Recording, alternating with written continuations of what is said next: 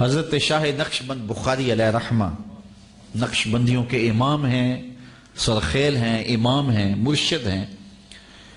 آپ کابل میں تشریف لائے تو بادشاہ کے گھر میں کام کرنے والی ایک خاتون آپ سے روحانی نسبت قائم کر لیتی ہے۔ بہت سارے لوگ تھے جو ہجوم میں آپ سے نسبت قائم کر رہے تھے، تو اس کی نسبت بھی قائم ہو گئی۔ خیر وہ نیک پہلے ہی تھی، جب نسبت قائم ہوئی تو اور رنگ چڑھا، اور اتنی دیانت سے شاہی محل میں کام کیا کہ بادشاہ اس سے بہت زیادہ اس پر اعتماد کرنے لگا۔ جو اس کی ہم منصب تھیں انہوں نے اس سے حسد کیا اور بادشاہ کے گھر کا زیور چوری کر کے اس پر الزام دھر دیا اور گواہیاں بھی دے دی۔ بادشاہ کو بڑا غصہ آیا کہ میں اتنا اعتماد کرتا ہوں اور اس نے میرے گھر کے اندر چوری کی۔ اس نے کوئی بات سنے بغیر کہا کہ اس کو لے جاؤ اور محل کی چھت سے اوپر گرا دو۔ اس نے چیخ کے کہا میں نے چوری نہیں کی، لیکن اس کی کون سنتا۔ خیر اس کو چھت پہ لے گئے۔ جب پھینکنے لگے تو اس کے دل میں خیال آیا، وہ کسی نے بتایا تھا کہ اوکھے ویلے بزرگ کام آتے ہیں، تو اس سے بڑھ کر اوکھا ویلا ہو کیا سکتا ہے۔ تو اس نے بخارے کی طرف منہ کر کے کہا شیئا للہ چو گدائے مستمند المدد خواہم ز شاہ نقشبند۔ میں نے سنا تھا اوکھے ویلے پیر مدد کو آتے ہیں، تو اس سے اوکھا ویلا تو میرے اوپر نہیں ہو سکتا۔ اور اتنے میں جلاد نے پیچھے سے دھکا دے دیا۔ جب وہ نیچے گئی تو حضرت شاہ نقشبند بخاری نے پکڑ کے آرام سے زمین پہ رکھ دیا۔ تو حیرت زدہ ہوگی، حضرت آپ کب آئے تھے؟ کہا تو از چبارہ آمدی من از بخارا آمدم۔ تو چبارے سے چل پڑی تھی، میں بخارے سے چل پڑا۔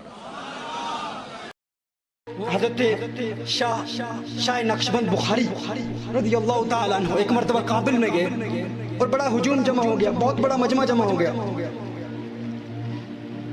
تو بادشاہ کی لونڈی نے دیکھا کہ اتنے لوگ جمع ہیں، یہ کہاں سے آئے ہیں، اتنا مجمع کیسے جمع ہو گیا؟ انہوں نے کہا شاہ نقشبند بخاری آئے ہیں، شاہ نقشبند بخاری آئے ہیں، بہت بڑے ولی اللہ ہیں، بہت بڑے شیخ ہیں، لوگ ان کی زیارت کے لیے جمع ہیں۔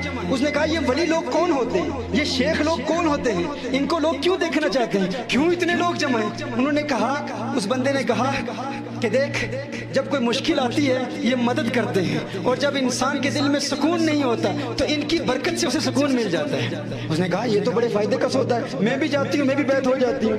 وہ بھی شاہ نقشبند بخاری کے ہاتھ پر بیعت ہو گئی۔ آپ نے اسے وظائف دیے، اوراد دیے، اور اس کو وہاں سے رخصت کیا اور تلقین کی، اچھے کاموں کی، عبادات کی۔ وہ جب واپس بادشاہ کے محل میں گئی تو وہ پہلے بھی نیک عورت تھی، پہلے بھی پارسا تھی۔ جب واپس گئی تو بادشاہ نے دیکھا کہ اس میں بہت بڑی تبدیلی آ گئی، اس کے اوراد اور وظائف میں اضافہ ہوا، اس کی نیکی میں، اس کے تقوی میں اضافہ ہوا۔ تو بادشاہ اس سے بہت خوش ہوا۔ بادشاہ اس پر شفقتیں، مہربانیاں شروع ہو گئی، اس کو تحفے دینا شروع کر دیا کہ یہ بہت اچھی ہے، نیک ہو گئی ہے۔ لیکن اب جو باقی لونڈیاں تھیں انہیں حسد ہوا کہ بادشاہ اس پر اتنا شفیق و مہربان ہو چکا ہے۔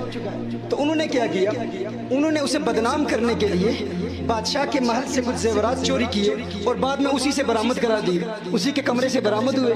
تو بادشاہ نے دیکھا کہ یہ تو چور ہے۔ بادشاہ کو بہت غصہ آیا اور غصے سے بادشاہ نے کہا کہ میں اس کو نیک سمجھتا تھا، اس کی نمازیں دیکھتا تھا، اس کے روزے دیکھتا تھا، اس کی عبادت دیکھتا، یہ تو دھوکہ دے رہی تھی مجھے، یہ تو مجھے بیوقوف بنا رہی تھی، اس نے تو میرے بادشاہ کے محل سے زیورات چوری کیے۔ بادشاہ نے کہا اب اسے سزا دی جائے گی۔ کیا سیدھی سزا دی جائے گی؟ کہا کہ اس کو چھت پر لے جاؤ اور اس کو محل کے چبارے سے چھت کے اوپر سے نیچے پھینک دو اور اس کو قتل کر دو۔ اس نے بہت سمجھانے کی کوشش کی کہ میں چور نہیں ہوں، میں نے چوری نہیں کی، اس میں میری کوئی خطا نہیں ہے، لیکن کسی نے نہیں سنی۔ اب کیا ہوا؟ جب اسے وہاں سے بادشاہ کے خادم نے دھکا دینے کی کوشش کی، دھکا دینے ہی والا تھا، ہاتھ رکھنے ہی والا تھا، تو اس کے ذہن میں یہ بات آ گئی میں تو شاہ نقشبند بخاری کی مریدہ ہوں۔ اور جب مرید ہوئی تھی تو کسی بتانے والے نے بتایا تھا یہ پیر لوگ کون ہوتے ہیں، یہ ولی لوگ کون ہوتے ہیں۔ کہا جب مشکل آئے تو یہ مدد کے لیے آ جاتے ہیں، مشکل آئے تو مدد کے لیے آ جاتے ہیں۔ اس نے کہا ہے میرے شیخ، ہے شاہ نقشبند بخاری، اس سے بڑی مشکل اور کیا ہو سکتی ہے؟ دھوکے سے مجھے چور کہا گیا اور اب میری موت کا وقت آ رہا ہے، آؤ میری مدد کے لیے آؤ۔ جب اسے دھکا دیا گیا ابھی وہ زمین پر گری ہی نہیں تھی کہ شاہ نقشبند بخاری آ گئے، اپنے دامن میں لیا، اسے بچایا۔ اس نے کہا ہے شاہ نقشبند بخاری آپ کب آئے، آپ کب آئے؟ تو آپ نے فرمایا تو از چبارہ آمدی من از بخارا آمدم۔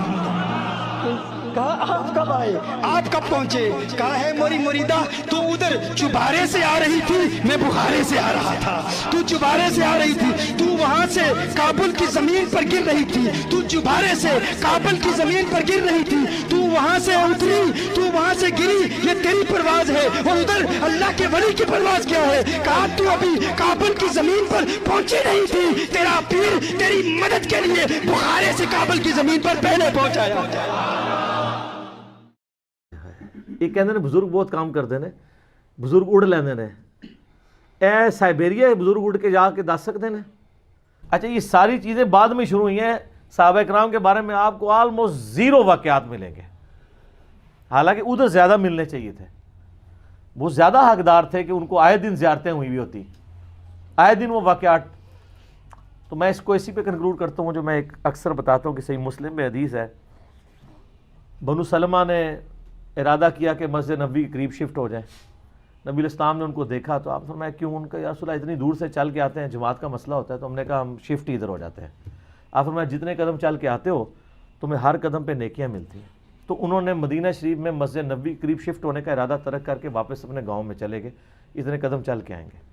تو میں اس پہ ایک معصومانہ سوال کرتا ہوں, آپ تو بزرگوں کے بارے میں کلیم کرتے ہیں وہ اڑ کے پہنچ جاتے ہیں, تو نبی الاسلام صحابہ کو کہتے ہیں یار اولیاء اللہ تو تمہارے قدموں کی خاک ہیں. بلکہ وہ جو ایک اور انہوں نے بنایا ہوا ہے کہ اگر کسی فلاں شخص کی گھوڑے کی سم سے خاک اڑے اور وہ جا کے ادھر جناب ناک میں کسی گھوڑے کی بیٹھے اور اس سے بھی زیادہ ایک جو ہے صحابی افضل ہے, تو یہ صحابہ تو جو ہے اتنے افضل ہے, تو آپ کے اولیاء اللہ بغیر بوئنگ 747 کے, بغیر اونٹ کے, بغیر گھوڑوں کے ایک نماز پڑھتے ہیں مسجد نبوی میں, دوسری پڑھتے ہیں بیت اللہ میں, تیسری پڑھتے ہیں بیت المقدس میں جا کے, ٹھیک ہے جی, اور چوتھی جو ہے وہ واپس آ کے جہلم شریف پڑھتے ہیں یا لاہور شریف پڑھتے ہیں یا کراچی شریف یا اجمیر شریف یا بغداد شریف. تو صحابہ کرام کو تو دماغ میں نہیں تھا کوئی بندہ اڑ سکتا ہے, تو ورنہ کوئی ایسی بات ہونی چاہیے تھی نا, کیونکہ اس زمانے میں لوگ اڑا نہیں کرتے تھے. یہ ایوولوشن شاید ہو گئی ہے کہ اب لوگ اڑنا شروع ہے. ایوولوشن بھی یہ ہے کہ اگر پہلے اڑتا تھا تو اس کے پر آہستہ آہستہ ختم ہوا ہے. ایوولوشن یہ تو ڈارون بھی نہیں منتا کہ کتے پر نہیں سن تو ہوں اگنے شروع ہو گئے نے, یہ وہ ایوولوشن ہے جی ڈارون بھی نہیں منتا. ٹھیک ہے, وہ کہتے ہیں پرندے سن تھلے آئے تو جو ہے. تو یہ جڑی یعنی صوفیاں دی اور مولویاں دی ایوولوشن ہے تو بڑی ڈاڈی ہے. تو اس زمانے میں یہ کوئی باتیں نہیں ہوا کرتی تھی, اسی لیے مذاق بنا ہوا ہے.